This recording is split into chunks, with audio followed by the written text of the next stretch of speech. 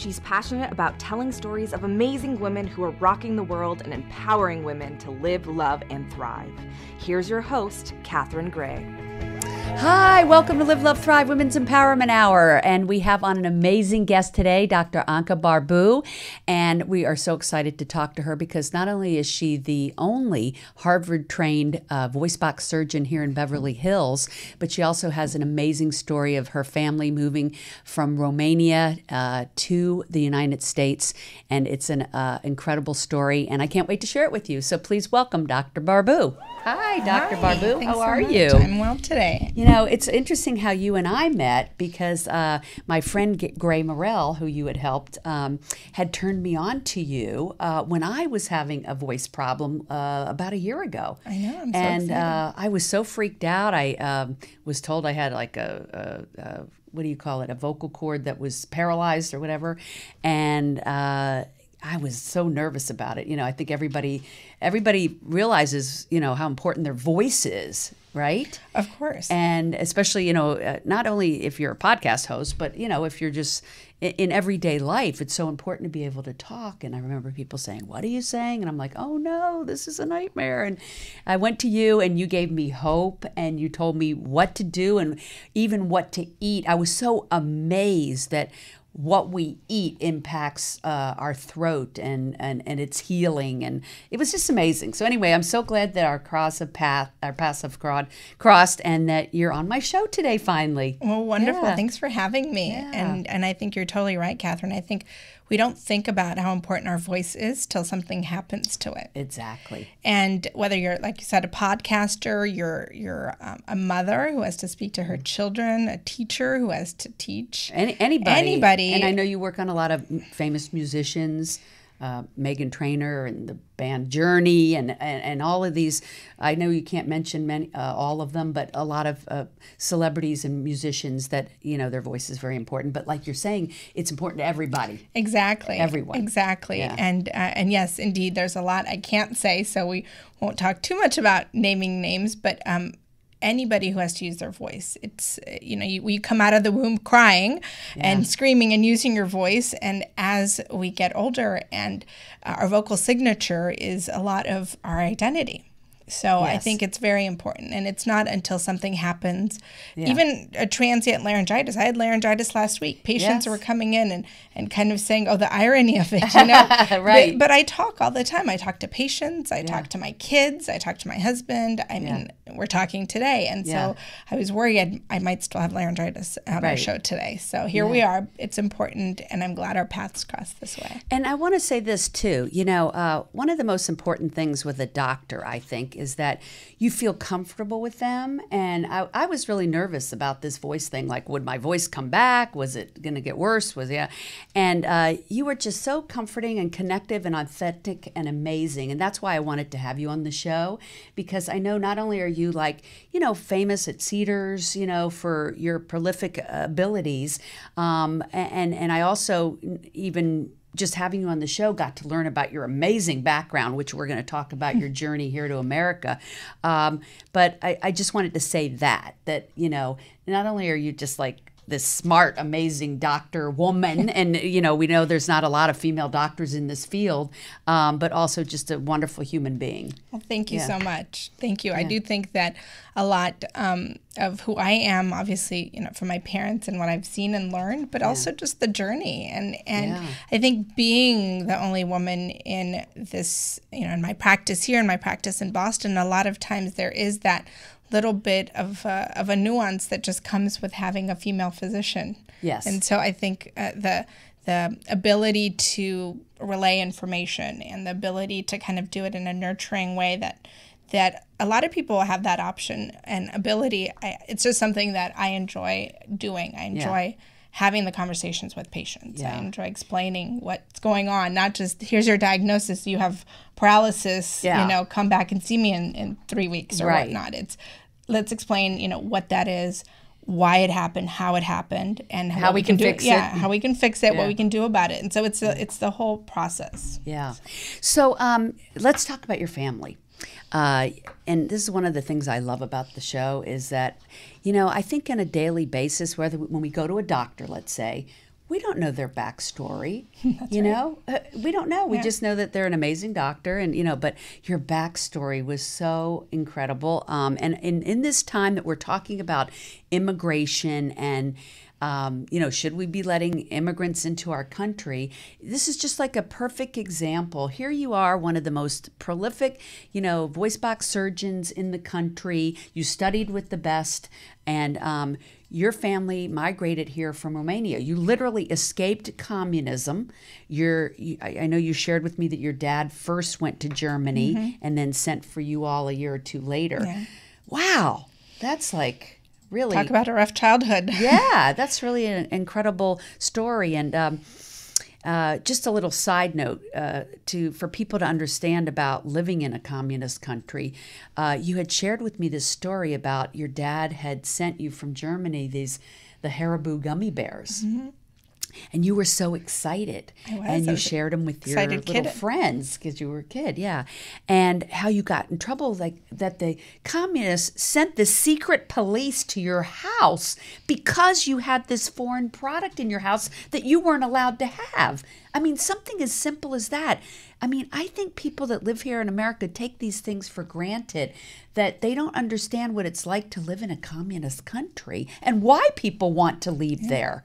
Your dad was an economist, spoke about economy, and couldn't do that in a communist country. No, he has his PhD in economics, and he was a professor at the university. Yeah. That's where he met my mom, and just realized that was not a place where he could foster his passion and grow in that kind of an environment. And so at the time in the 80s, 70s, 80s, it was really hard. I mean, he, as a professor, had invitations to go speak at other universities, but it always had to be within the Eastern Bloc. So the first opportunity that he finally, proved himself that he was going to go speak and come back, and then he went to give a lecture and didn't, and it was a plan. It didn't come back. It was a plan my parents had, but that then it left my mom and I, and here I am as a little kid, like, where's Dad? And then he sends me these gummy bears every time I see him at the grocery store. Yeah. I remember because I saw this little packet of Haribo, and like you said, I was so excited to share them.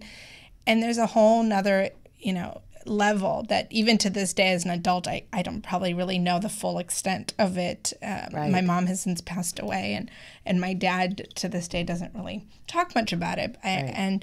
And so it's when we're at the grocery store and my kids want this or want that, and it's such an easy access for them.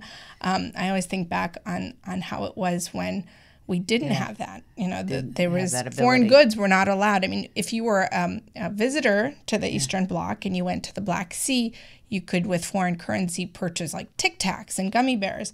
But as a Romanian, you were not allowed to have foreign currency. Wow, and so that is just mind-blowing. And for me, being born in America and growing up here and not knowing that, I really appreciate these stories being shared, of what it's like. And that we have to really appreciate where we live, but then also realize why it's so important to bring in the talent and the people for humanity reasons into the United States. And so I know there's a lot of people that are so glad your family migrated here. Well, thank you. No, we did. Yeah. We did as my dad sought political asylum and received it.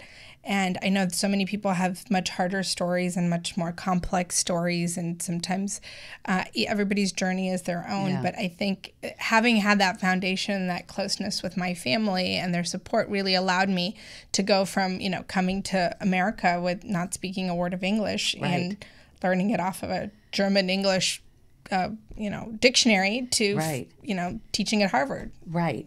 So you did your and I love the story how you ended up in LA. So you land in Manhattan. Yeah, that's right. Your mother's not crazy about it. No, we went from Germany subways in the 80s to Manhattan subways in the 80s. So anybody who's lived in Manhattan in the 80s it wasn't too cool. It wasn't too great. And so we were in Manhattan, and on one of those street kiosks, we picked up a map of the U.S. and my dad says, okay, where do you want to go? I'm an only child. So I ended up picking the largest black dot next to water, and that was Los Angeles. So that's how we ended up in Los Angeles in the early 80s. That's an incredible story, isn't it? In December with winter coats from New York, and all I could remember is palm trees and looking up in the taxi cab ride at the palm trees from the back window. And to this day, everybody who knows me personally knows I have this affinity for palm trees and that view. That was my first view of what America would kind of hold. It wasn't the lights of New York and all that. I do appreciate, but it was the sunny palm trees in December. Yeah. And you felt like you were home.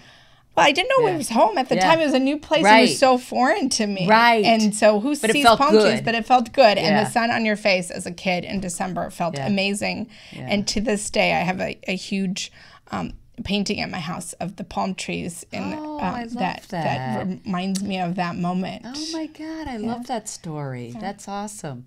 And then you ended up going to UCLA. I did for undergrad.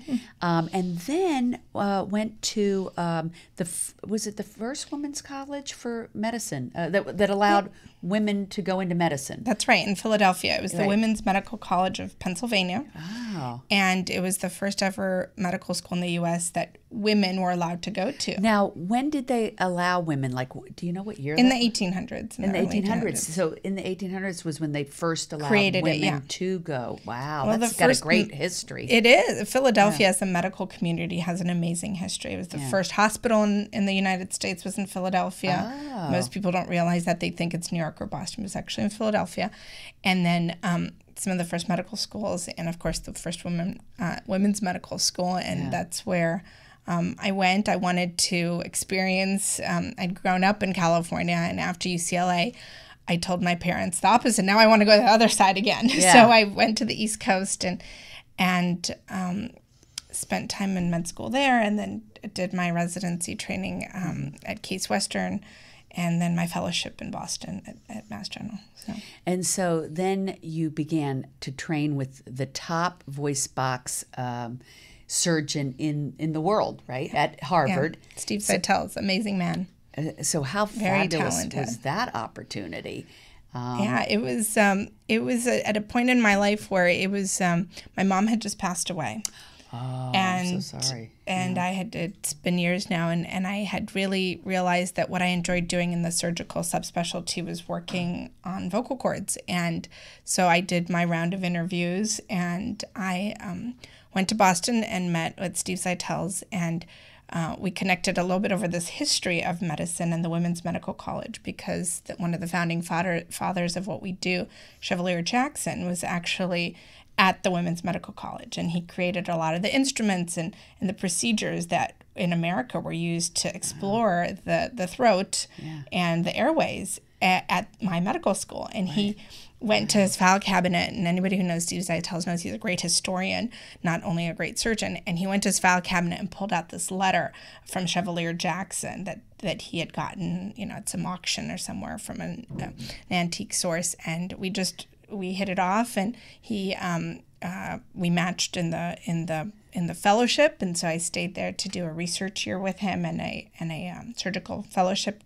training year, and then he asked me to stay on as faculty. I thought I might come back after that, but it's kind of hard when you get that opportunity to turn it down. So I was with him in practice there for 6 years. Oh my gosh! Yeah. And so you helped train the students. Yeah, well, we as faculty at Harvard, you can teach at the medical school. So I did that, and then we trained fellows. So we trained when I was there, about a dozen fellows between the time that I started with him and I finished. And now they're all over the country. They're great friends of mine. And if one of my patients is in Miami, I know who to send in Miami. If one is in New York, I know who to send in New York. And it creates a family, a really kind of a... So I know everyone's going to want to know, how did you leave that awesome opportunity and end up in back in LA at Cedars? Yes, it's hard to say no to Harvard after a while. It's what happened was actually my husband and I got married in 2013, and for those who don't know, and I'll explain it, he is a priest. He is a Catholic priest, so everybody gets confused. How can you be a Catholic priest and married? But he was, it's a subsection called the Byzantine Catholic and they're Church. Allowed to get married. And they're allowed to get married.